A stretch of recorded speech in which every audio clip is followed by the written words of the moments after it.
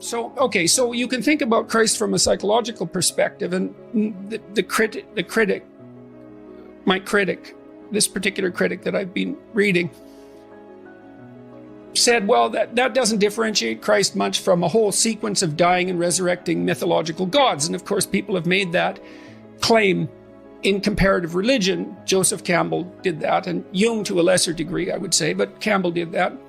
But the difference, and C.S. Lewis pointed this out as well, the difference between those mythological gods and Christ was that there's a historical representation of his existence as well. Now, you can debate whether or not that's genuine. You can debate about whether or not he actually lived and whether there's credible objective evidence for that, but it doesn't matter in some sense because it does, but there's a sense in which it doesn't matter because there's still a historical story. And so what you have in the figure of Christ is an actual person who actually lived plus a myth. And in some sense, Christ is the union of those two things. The problem is I probably believe that, but I don't know. I'm amazed at my own belief and I don't understand it.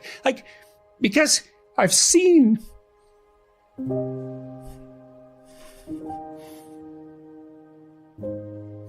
sometimes the objective world and the narrative world touch.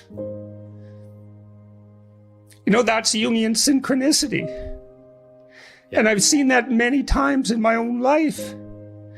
And so in some sense, I believe it's undeniable. We have a narrative sense of the world. For me, that's been the world of morality. That's the world that tells us how to act. It's real. We treat it like it's real. It's not the objective world.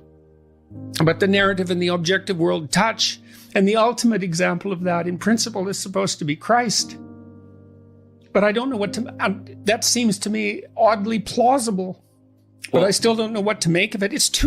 Partly because it's too terrifying a reality to fully believe. I don't even know what would happen to you if you fully believed it.